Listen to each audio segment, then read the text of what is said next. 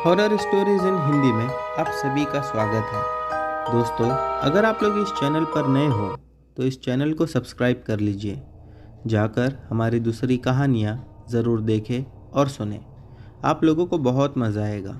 साथ ही साथ description box में हमारा इंस्टाग्राम का लिंक है और व्हाट्सएप का नंबर है। अगर आप में से कोई हमें अपनी कहानियाँ भेजना चाहता है तो उस लिंक पर क्लिक करके हमें अपनी कहानियाँ भेज सकता है। चलिए शुरू करते हैं हमारी कहानियाँ। हमारी ये कहानी ऋषिकेश ने भेजी है। चलिए इनकी कहानी शुरू करते हैं। मेरा नाम ऋषिकेश राज है। मैं बिहार का रहने वाला हूँ। मेरे परिवार में हम 4 लोग रहते हैं, मम्मी पापा, भैया और मैं। मेरे पापा गवर्नमेंट जॉब करते हैं, जिसके कारण उनका ट्रांसफ़र होते रहता है। एक बार मेरे पापा का ट्रांसफ़र चेन्नई में हुआ था, तो पापा ने चेन्नई जाके एक रूम रेंट पे लिया। उसके बाद हम सभी लोग उधर शिफ्ट हो गए। रूम ज़्यादा बड़ा तो नहीं था, बस एक ही रूम था और एक किचन, बाथरूम घर से लगभग 50 कदम की दूरी पर था। जब कुछ साल बीत गए तो एक रात मेरे पापा नाइट ड्यूटी पे गए हुए थे। घर में मैं, भैया और मम्मी थे। जब हम तीनों ही रात में सोने लगे तब मेरे भैया को एक आवाज़ सुनाई दी। वो आवाज़ पायल की थी। तब मेरे भैया को लगा कि कोई होगा बाहर जो घूम रहा होगा। उसके बाद भैया सो गए। फिर उसको वो आवाज़ रोज़ रात को सुनाई देने लगी। भैया ने मम्मी को बताया तो मम्मी उसकी बात को इग्नोर करती थी। फिर एक रात में भैया को जब वो आवाज़ सुनाई दी तो उसने मम्मी को भी जगाया। मम्मी ने भी वो आवाज़ सुना। मम्मी आवाज़ सुनकर बहुत ज़्यादा डर गई। अगले दिन मम्मी ने ये बात मकान मालिक को बताया तो उन्होंने कहा कि डरने की कोई बात नहीं है, वो मेरे ही बेटी की आत्मा है जो कि खेलते समय गिर गई थी, जिसके कारण उसके सर पर चोट लग गई और उसी समय वो मर गई। फिर मकान मालिक ने ये भी बोला कि उसको पायल पहनना बहुत अच्छा लगता था और वो उस टाइम भी पायल पहने हुई थी। उसके बाद मम्मी ने ये बात पापा को बताया तो पापा ने उस रूम को छोड़ने का फैसला किया और हमने वो घर छोड़ दिया। तो दोस्तों, ये थी ऋषिकेश राज की कहानी। बढ़ते हैं हमारी अगली कहानी की ओर। दोस्तों, हमारी अगली कहानी बिपिन की है।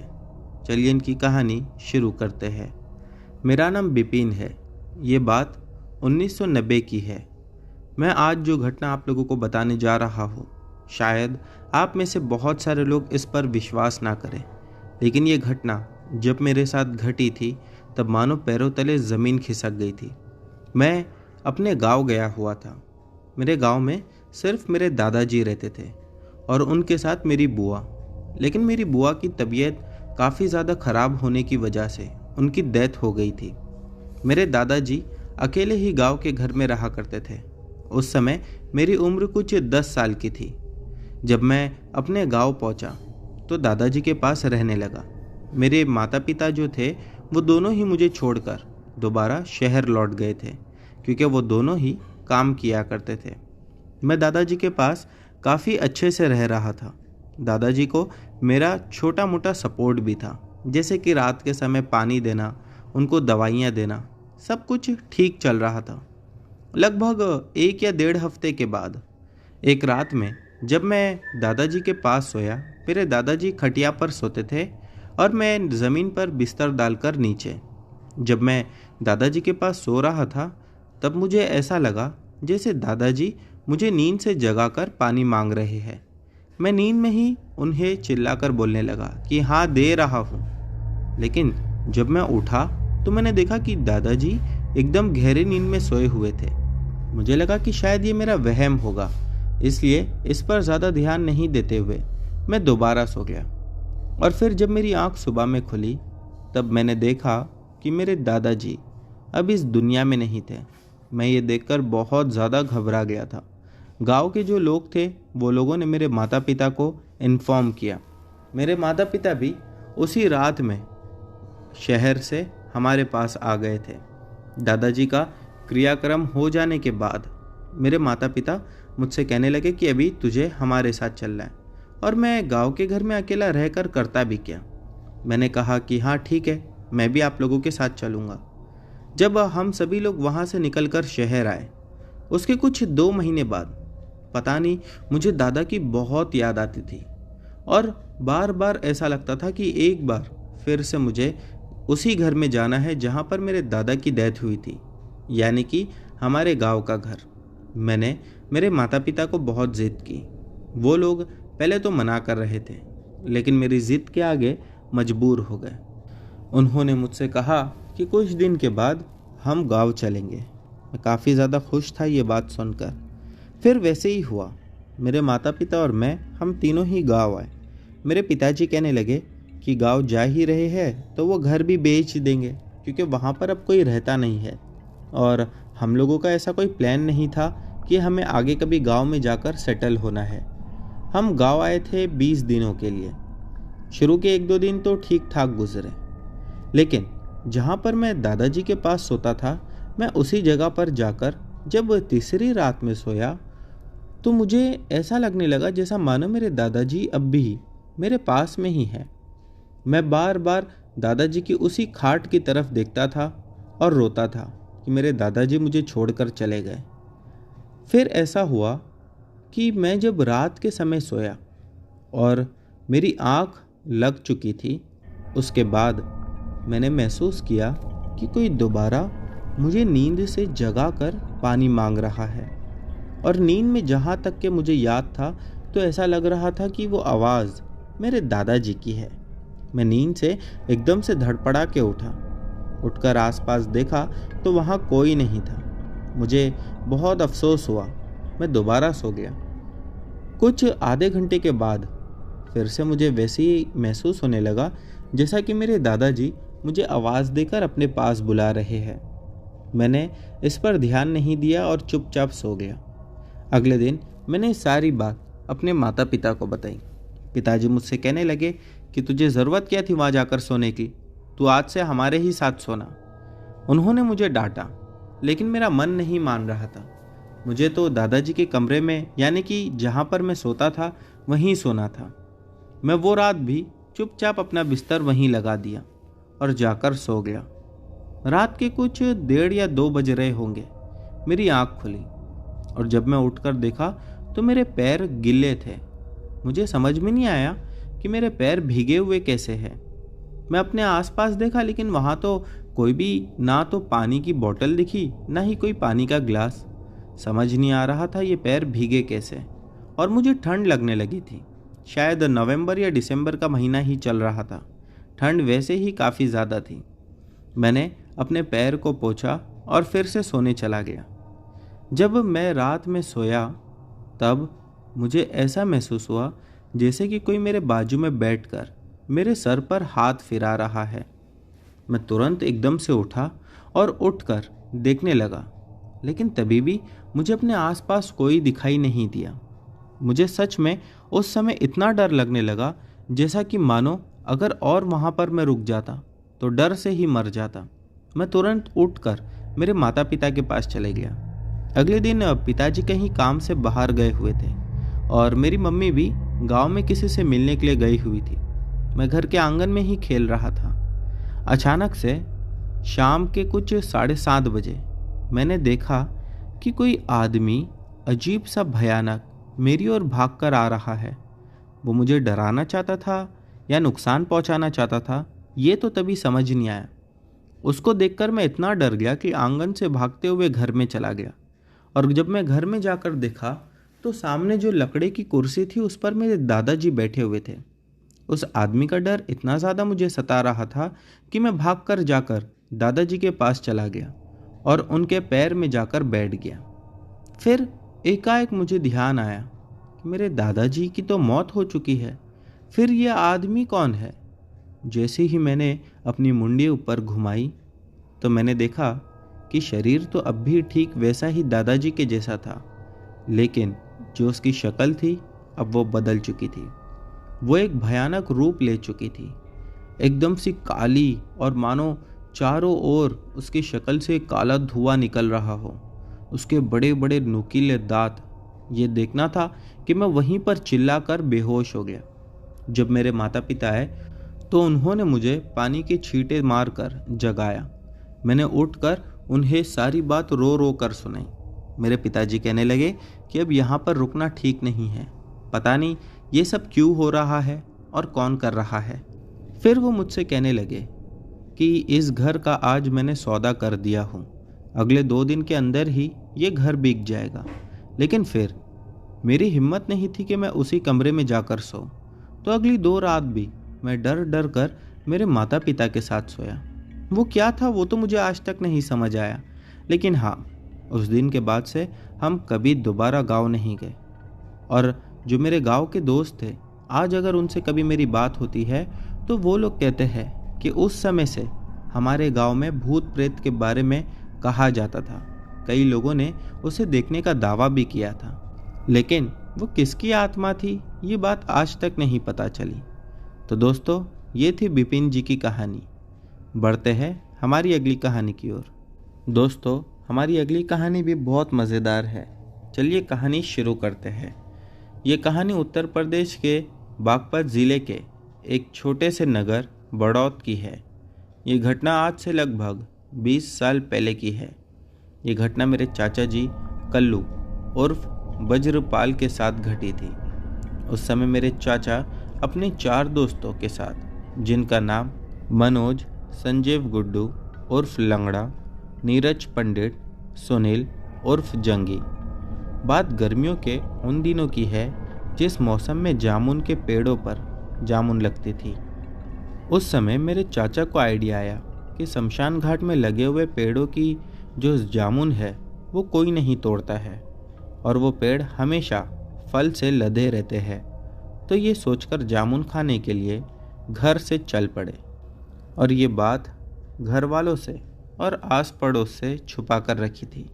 वो जामुन खाने जा रहे हैं ये बात वो किसी को नहीं बताना चाहते थे, वो भी शमशान घाट में। शमशान घाट बड़ौत के दिल्ली सहारनपुर रोड पर घने जंगलों में स्थित है। वो चारों पांचों दोस्त वहाँ पहुँच गए। वहाँ एक पुराना कुआं था, उसके पास एक हाथ वाला नलकूप लगा हुआ था। उन सब ने ठंडा पानी पिया। उसके बाद वो वहाँ पर बनी हुई पत्थर की सीट पर बैठ गए। फिर मेरे कल्लू चाचा ने मनोज को कहा कि चल तू पेड़ पर चढ़कर पेड़ की टहनियों को हिला दे और हम सभी लोग नीचे से जामुनों को जमा करेंगे। वो पेड़ पर चढ़कर टहनी को हिलाने लगा तो उसे एक ज़ोरदार थप्पड़ लगा। बाकी सभी का ध्यान नीचे की तरफ जामुन चुगने में था। इतने में वो क्या देखने लगा कि मनोज ऊपर से नीचे ज़मीन पर गिरा। उसने मेरे चाचा से कहा कि भाई, मुझे किसी ने ऊपर चाटा मारा, वो भी पेड़ के इतना ऊपर। पर कोई चीज़ है जो चल रही है लेकिन दिखाई नहीं दे रही। मेरे चाचा लोग कहने लगे कि चल रही है, जिस पर उसने कहा कि हाँ, मुझे ऐसा महसूस हो रहा था कि पेड़ पर कोई चढ़ रहा है या चल रहा है, चल घर चलते हैं। तो कल्लू चाचा ने उसे गाली देते हुए कहा, तेरे बस का कुछ नहीं है। फिर कल्लू चाचा ने संजीव को कहा कि एक काम कर, तू ऊपर जा और तू जाकर जामुन को तोड़। संजीव पेड़ पर चढ़ गया। उसने एक भारी भरकम टहनी हिलाई, जामुन टूट टूट कर गिरने लगे। अब मनोज, जिसको कि पहले एक थप्पड़ पड़ चुका था, वो भी गिरती हुई उन मोटी मोटी जामुन के लालच में सब कुछ भूल गया और बाकियों के साथ जामुन चुगने लगा। अब जैसे ही संजीव ने दूसरी डाल को हिलाने के लिए हाथ आगे बढ़ाया तो संजीव को भी एक ज़ोरदार थप्पड़ लगा और वो भी पेड़ से धड़ाम से नीचे गिरा। उसने भी वही बात बोली कि कल्लू भाई, इस पेड़ पर कुछ तो गड़बड़ है। तो इतने में कल्लू चाचा को गुस्सा आ गया और वो बोलने लगे, जामुन तोड़ने की मेहनत किसी को करनी ही नहीं है और जामुन खाना सबको है। और वो बोले कि अब तुम सब नीचे से जामुन उठाओ और मैं ही पेड़ पर चढ़ता हूँ। तो कल्लू चाचा ने ऊपर चढ़कर 1-2 डालियाँ हिलाई थी तो उनकी नज़र एक डाल पर पड़ी जिस पर कि एक काली साड़ी में बैठी हुई थी शायद कोई औरत, और वो बहुत ही ज़्यादा सुंदर दिख रही थी।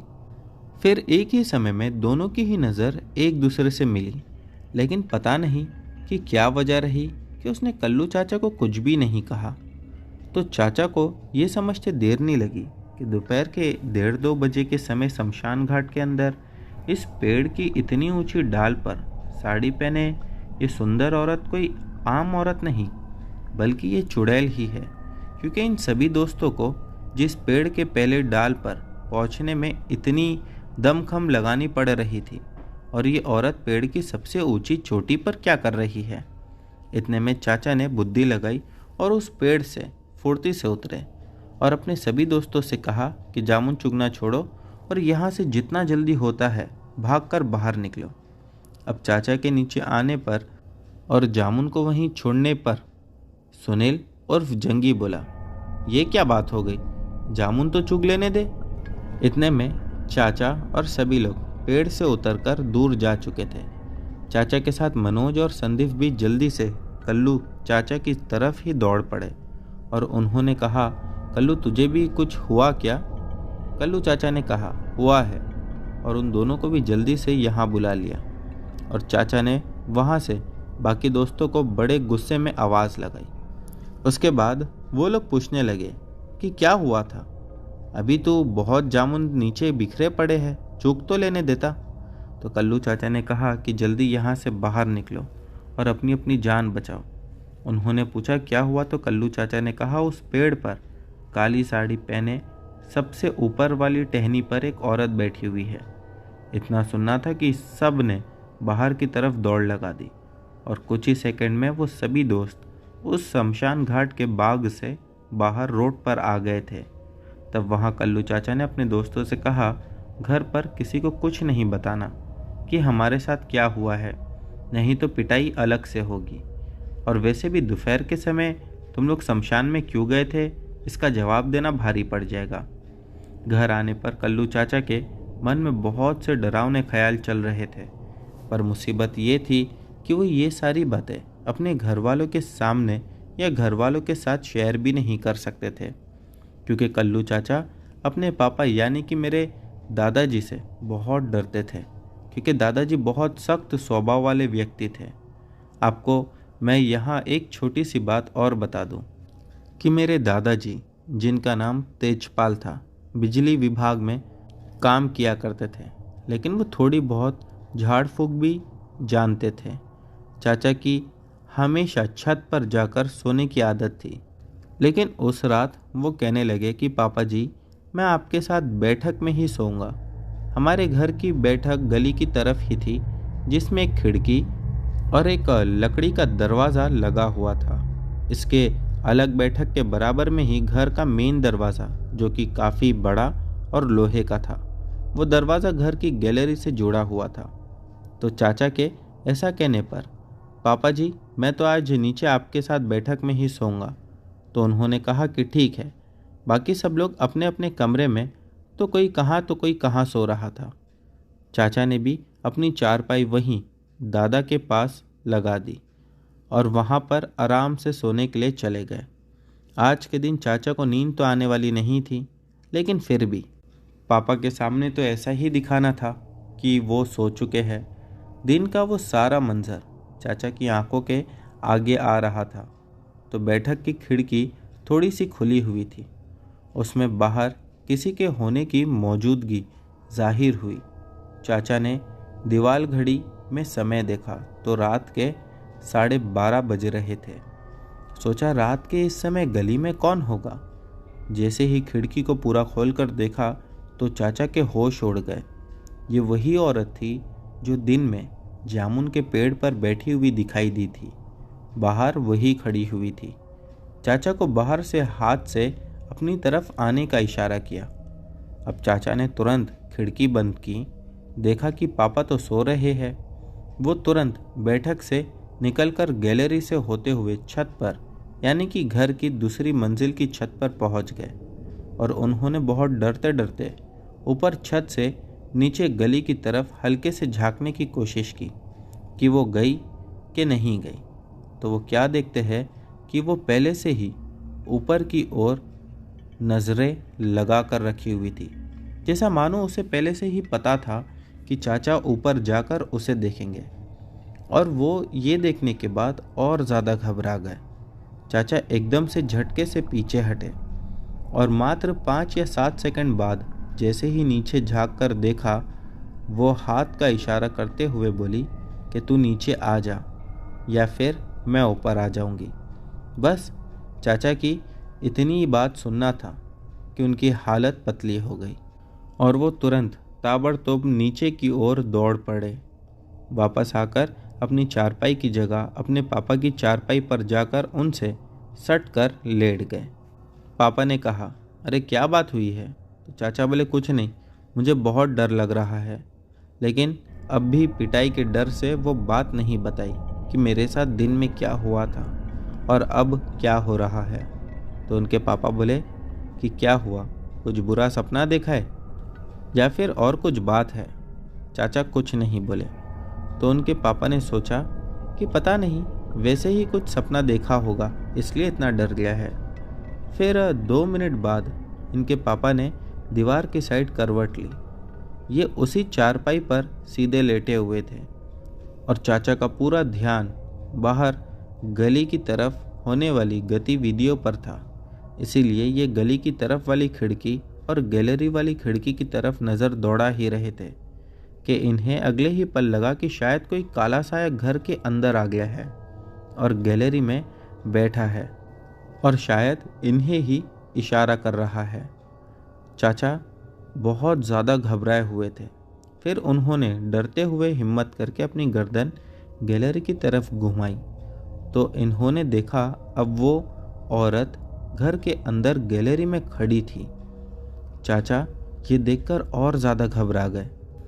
फिर अगले ही पल में उन्होंने देखा कि वो औरत दोबारा चाचा को इशारा करके अपने पास बुला रही है।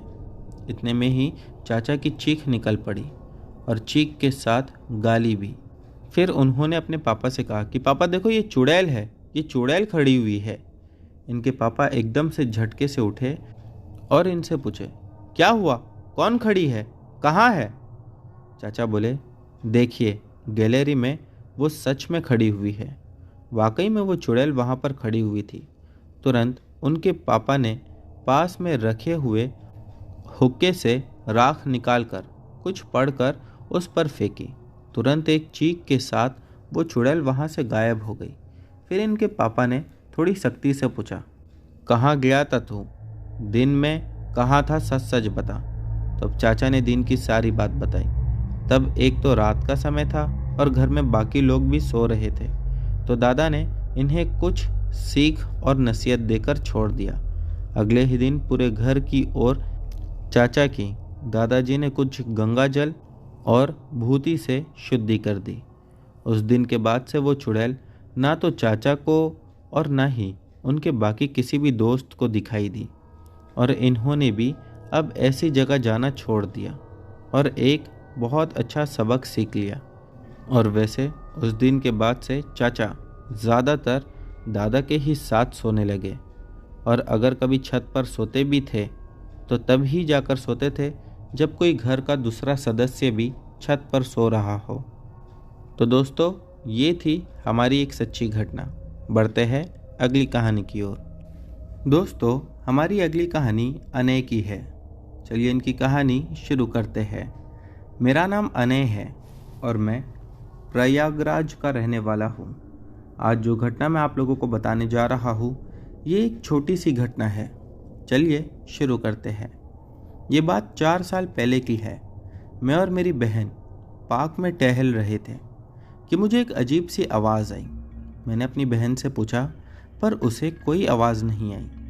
फिर मैंने उसे अपना वहम समझाने के लिए टहलवाने लगा कि किसी ने ज़रूर चिल्लाया होगा पार्क में, क्योंकि हम वहाँ पर अकेले ही थे और हमें दूर दूर तक कोई नज़र नहीं आ रहा था। मेरी बहन डर गई थी और उसने ज़ोर से पूछा, कौन है? क्योंकि अब उसे भी आवाज़ सुनाई दी थी। उसका ऐसा कहना था कि कुछ दूर एक आदमी काले कोट में नज़र आया। उसकी आंखें खून सी लाल और वो हमें फाड़ कर खाने वाली नज़रों से देख रहा था। लेकिन तभी, क्योंकि मुझे थोड़ा डर लग रहा था और तंत्र मंत्र आता था, मैंने एक मंत्र पढ़ना शुरू कर दिया उससे वो अपना रूप बदलने लगा और एक मानो मेरे ही जान पहचान वाले किसी दोस्त का रूप ले लिया। मैं समझ गया कि वो एक छलावा है। दरअसल छलावों के पास अपना रूप बदलने की क्षमता होती है। तो मैं अपनी बहन को लेकर तुरंत पास के ही मंदिर में चला गया। वहाँ से मैंने गंगा जल लिया और अपनी बहन को मंदिर में छोड़कर पार्क में गया। मैंने मंत्र पढ़ के उसके ऊपर गंगा जल डाला और वो बोला कि मुझे माफ़ कर दो, मुझे छोड़ दो, और ना जाने क्या क्या कहने लगा। उसके बाद मैंने कहा कि एक शर्त पे छोड़ूंगा, अगर तुम कभी किसी को परेशान नहीं करो और दोबारा इस पार्क में कभी नज़र नहीं आना। वो इस पर मान गया और फिर वहाँ से कहीं गायब हो गया। दोस्तों, अगली घटना भी कुछ ऐसी ही है जो मेरे दादाजी के साथ घटी थी। ये भी एक सच्ची घटना है। मेरे दादाजी जब छोटे थे तब वो गर्मियों के टाइम घर के बाहर वाले कुएं के पास सोया करते थे। एक दिन जब वो सो रहे थे तब एक बेचैनी से उनकी आंख खुली। जब उन्होंने अपने आसपास देखा तो उन्हें एक आदमी सफ़ेद कपड़ों में कुएं की दीवार पर बैठा हुआ नजर आया, जो कि अपने सर को घुटनों पर रखे हुए था, जैसा कि मानो वो योगा कर रहा हो। उन्होंने 2-3 बार आवाज़ दी और पूछा कि कौन है, लेकिन कोई जवाब नहीं आया। फिर वो अंदर से अपनी माँ यानी कि मेरी दादा की माँ को ज़ोर से आवाज़ लगाकर बुलाए और कहने लगे कि आप मानो या नहीं मानो, लेकिन उन्होंने अपनी आंखों के सामने किसी को देखा जो एकदम से गायब हो गया। उसके बाद दादाजी उस कुएं के पास छोड़कर छत पर जाकर सोने लगे। तो दोस्तों, ये थी अनय जी की 2 छोटी घटना। बढ़ते हैं हमारी अगली कहानियों की ओर। दोस्तों, हमारी अगली कहानी विनेश की है। चलिए इनकी कहानी शुरू करते हैं। मेरा नाम विनेश है। ये घटना आज से 12 साल पुरानी है, यानी कि 2010 की है। जनवरी का महीना था। सभी लोग नए साल की खुशियां मना रहे थे। हमारा पूरा घर और हमारा पूरा परिवार बहुत ज़्यादा खुश था, क्योंकि वो साल पापा को नया कॉन्ट्रैक्ट मिलने वाला था। इसी से हम लोग उस साल का कुछ ज़्यादा ही वेट कर रहे थे। जब 2010 का साल शुरू हुआ तो शुरू में तो हमारे साथ सब अच्छा ही अच्छा हो रहा था, लेकिन मार्च आने तक घर की हालत बहुत ज़्यादा ख़राब होने लगी। मानो हर समय सभी लोगों को एक डर लगा रहता, जैसे कि कोई अनहोनी किसी के साथ ना हो जाए। घर वाले इस चीज़ से काफ़ी ज़्यादा परेशान थे। सिर्फ घर वाले ही नहीं, मेरे पापा भी अब बहुत ज़्यादा टेंशन में रहते थे। हालांकि कॉन्ट्रैक्ट तो मिल गया था, लेकिन क्या पता किस चीज़ की फ़िक्र उन लोगों को सता रही थी। उस समय मेरी उम्र कुछ 18 साल की होगी। मैं भी बहुत ज़्यादा टेंशन में रहता था। ऐसा लगता था घर में कि एक अजीब सी मनहूसियत छाई हुई है, और जैसा कि कहा, सभी लोगों को यही लगता था कि कुछ अनहोनी होने वाली है। फिर एक बार की बात है कि मेरे पिताजी, उन्होंने कहा कि घर में बहुत दिक्कतें हैं, इसीलिए पुजारी जी को बुलाकर एक बड़ी सी पूजा करवा लेते हैं।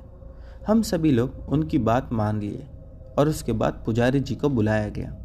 जब पुजारी जी घर के अंदर प्रवेश किए तो उन्होंने कहा कि घर में बहुत सारी बुरी आत्माओं का वास है। ये सुनना था कि हम तो सभी लोग डर गए। 2009 सितंबर के महीने में हम लोगों ने वो नया घर लिया हुआ था। वो घर बना हुआ था, इसीलिए हमें उसे बनाने की कोई ज़रूरत नहीं पड़ी। लेकिन हमें क्या पता था कि उस घर में क्या दिक्कतें हैं। फिर वो पुजारी जी पूजा तो नहीं किए, बल्कि कहने लगे कि मैं 2 दिन बाद आऊँगा, और तब तक उन्होंने कुछ पानी वगैरह दिया। वो पापा से धीरे से ये बात कह रहे थे कि अगर मैं पूजा करना भी चाहूँ तो ये बुरी आत्माएं पूजा में अड़चनी पैदा करेगी। इसी वजह से पूजा का ठीक से यानी कि अच्छे से हो जाना ये मुझे नहीं लगता कि संभव रहेगा। इसीलिए उन्होंने पानी देकर वहाँ से चले गए। फिर पहली रात में जब पापा ज़मीन पर पानी डालने लगे यानी छिड़कने लगे, तो ज़मीन से हल्का सा काला धुआं उठने लगा। ये देखकर तो घर वाले बहुत ज़्यादा डर गए, लेकिन वो पुजारी जी ने कहा था कि ऐसा कुछ होगा, लेकिन घबराने की कोई बात नहीं। और फिर घर के सभी लोगों को पापा ने समझाया। वो रात तो चलो फिर भी सिर्फ काला धुआं था, अगली रात तो जब पापा ने पानी डाला तो धुएं के साथ पूरा घर दर्दनाक चीखों से गूंज उठा। मानो ऐसा लगने लगा जैसा घर के नीचे वो सभी बुरी आत्माओं की कब्र है, या फिर वो आत्माओं को वहीं पर दफना दिया गया है। घर की महिलाएं तो वो चीखें सुनने के बाद घर से बाहर निकल के काफ़ी दूर तक भाग गई थी, क्योंकि घर में एक अजीब सा डर का माहौल बन गया था। मैं तो छोटा था, मैं मेरे पापा को वहीं पर चिल्लाने लगा कि पापा आप भी बाहर चलिए, लेकिन मेरे पापा हिम्मत करके अंदर ही रहे और जब तक वो पानी का पूरा छिड़काव ख़त्म नहीं किया तब तक वो बाहर नहीं आए। फिर क्या था, अगले दिन पुजारी जी आए और उन्होंने घर में आने के बाद एक बड़ी सी पूजा की। घर में कुछ हमें भी अजीब सा महसूस हो रहा था, जैसा मानो कि ऐसा लग रहा था कि घर हिल रहा है, लेकिन ऐसा सच में कुछ नहीं था। पुजारी जी ने कहा कि वो आत्माएं हैं जो नहीं चाहती कि पूजा हो और उन्हें इस घर से निकलकर कहीं और जाना पड़े। मैंने कहा कहीं और, जिसके बाद पुजारी जी ने कहा कि हाँ, इन्हें मुक्ति तो नहीं मिल सकती और मुक्ति के लिए अलग से इनके लिए पूजा करवानी होगी, और इसी के साथ साथ हमें ये भी जानना होगा कि ये आत्माएं किसकी है और कहाँ से आई है। बस फिर क्या था, वो जिस दिन से पूजा हुई उस दिन से हमारे घर में सभी चीज़ें अच्छी होने लगी, और अब जो हमें लगता था कि मनहूसियत सी छाई हुई है घर पर, वो बिल्कुल से ख़त्म हो गई। जो मन में डर लगा रहता था अनहोनी का, वो भी एकदम ख़त्म हो गया। तो दोस्तों, अब बढ़ते हैं हमारी अगली कहानी की ओर। दोस्तों, हमारी अगली कहानी उज्जवल यादव की है। चलिए इनकी कहानी शुरू करते हैं। जहाँ तक मुझे याद है, नवंबर का महीना था और डेट कुछ 28 तारीख थी। जब मैं रात को सो रहा था तो टाइम कुछ 3:30 बज रहे थे। जब मेरी आँख खुली तो मुझे प्यास लग रही थी। जब मैं पानी पीने उठा तो हॉल में मैंने देखा कि पानी वहाँ पर रखा हुआ है। मैं पानी लेने गया और गिलास में पानी डाला, फिर पीने लगा तो देखा हॉल में 0 वॉट का जो बल्ब था जल रहा था, और जो सीढ़ियाँ थी ऊपर टेरेस पर जाने के लिए, वहाँ मैंने देखा कि एक काली परछाई बैठी हुई थी, और जो सबसे ऊपर वाली सीढ़ियाँ थी उस पर उसके बड़े बड़े बाल बिल्कुल साफ दिखाई दे रहे थे। वो कोई तो औरत थी, बहुत डरावनी लग रही थी। टेरेस का दरवाज़ा भी खुला था, जो कि रात में अक्सर हम लोग बंद कर देते थे, लेकिन शायद उस रात मैं ही वो दरवाज़ा बंद करना भूल गया था। मैंने आज तक ऐसा महसूस नहीं किया था। जिसके साथ होता है ये बात वही जानता है। मैं वहीं पर बहुत डर गया था और घबरा गया। उस वक्त मेरे ऊपर कैसा बीता वो मैं जानता हूँ। फिर जैसे तैसे मैंने रूम में एंटर किया तो देखा कि सब लोग सो रहे थे। मेरे फैमिली मेम्बर्स जितने भी थे वो सभी लोग गहरी नींद में थे। मैं सोच ही रहा था कि इतनी रात में वहाँ पर कौन बैठा होगा। उसी वक्त मुझे और डर लगने लगा। फिर मैंने कुछ नहीं सोचा और सो गया। मैं दिल्ली में रहता हूँ। ये कहानी मुझे पता है कि शायद आप लोगों को इतनी ज़्यादा डरावनी नहीं लगे, लेकिन ये मेरे साथ सच में हुआ है, और ये उस समय हुआ था जब मेरी उम्र 19 साल की थी। तो दोस्तों, ये थी उज्जवल जी की कहानी। बढ़ते हैं अगली कहानी की ओर। दोस्तों, हमारी अगली कहानी काफ़ी ज़्यादा मज़ेदार है। चलिए कहानी शुरू करते हैं। ये मेरे गांव की कहानी है जो सतारा जाने के टाइम पर लगता है। मैं, मेरे डैड, मॉम और मेरी मम्मी के साइड के कुछ फैमिली मेम्बर्स हमेशा ही मेरे मम्मी के गांव जाते थे। हर साल ही मानो हमारा गांव में जाना होता ही था। मैं शायद तभी कुछ 10 साल का था। तभी हम हर साल की तरह इस साल भी सभी लोग गांव गए हुए थे। गांव पहुंचकर हमें 2-4 दिन हो चुके थे। पूरा दिन तो काफ़ी ज़्यादा मज़ा आती थी। कज़िन्स लोग के साथ फार्म वगैरह घूमना और नदी पर जाकर नहाना। फिर रात में घर आकर सब बातें करते थे, मस्ती करते थे, और लेडीज़ और बच्चे घर में सोते थे। जो भी जेंट्स थे वो बाहर आंगन में सोते थे। एक रात की बात है कि अगले दिन नागपंचमी थी। सभी जल्दी सो गए थे। उस रात मेरे डैड और अंकल को नींद नहीं आ रही थी, तो वो थोड़ी बातें करके कुछ 2:30 बजे सोने गए हुए थे।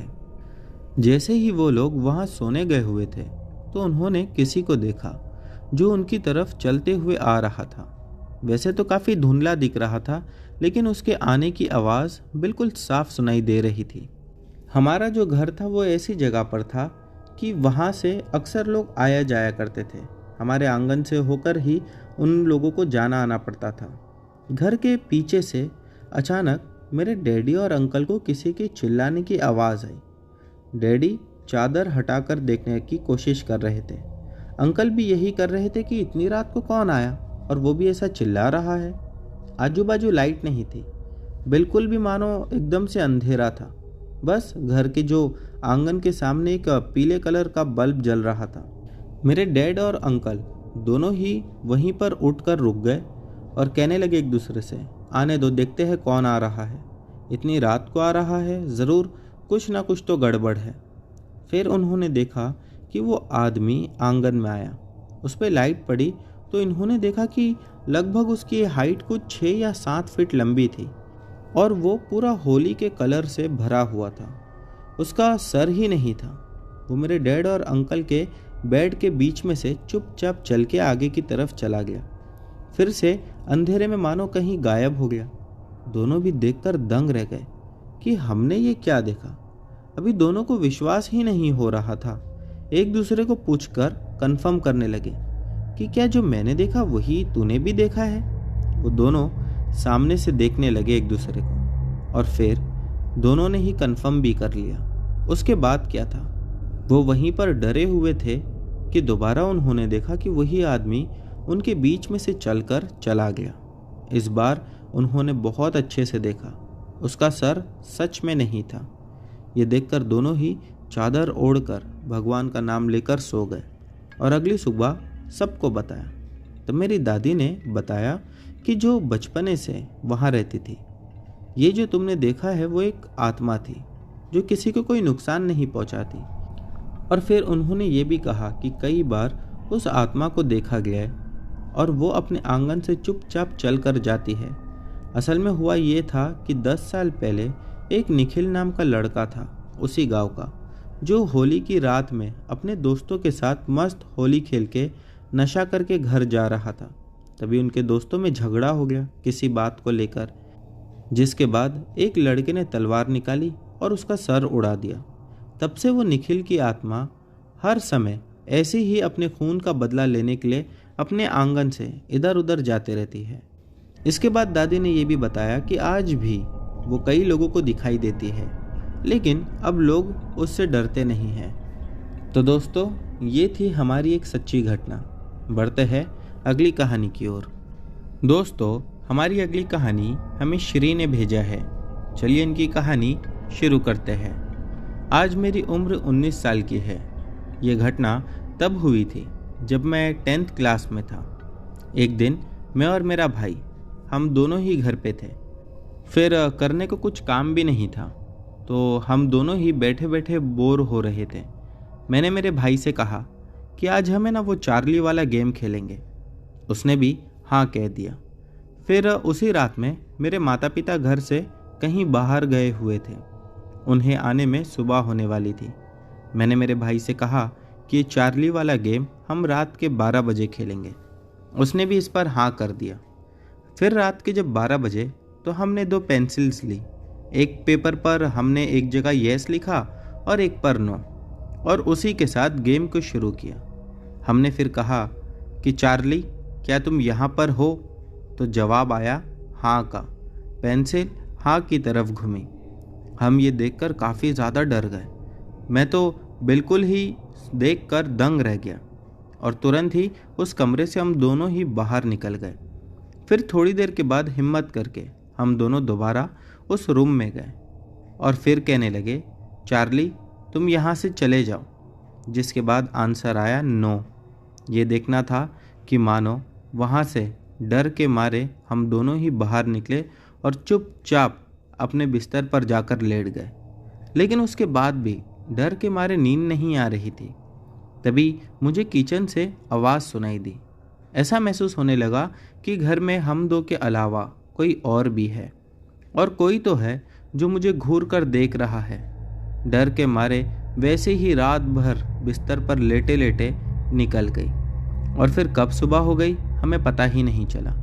सुबह होते ही मैं पुजारी जी के पास गया और जाकर उनको सारी बात बताई। उन्होंने हम दोनों को कुछ 2 धागे दिए थे और कहने लगे कि इस धागे को 5 दिनों तक अपने हाथ पर बांधे रखना और उसके बाद निकाल देना। हम दोनों भाइयों ने वैसे ही किया।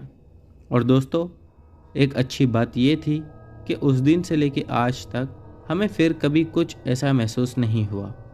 तो दोस्तों, ये थी हमारी आज की सभी कहानियाँ। उम्मीद करता हूँ कि आप लोगों को पसंद आई होगी। दोस्तों, इनमें से जो भी कहानी आप लोगों को अच्छी लगी हो उसके बारे में नीचे कमेंट सेक्शन में लिखना मत भूलना। और हाँ, चैनल पर नए हो तो बिना सब्सक्राइब किए मत जाना। मिलते हैं हमारी अगली वीडियो में।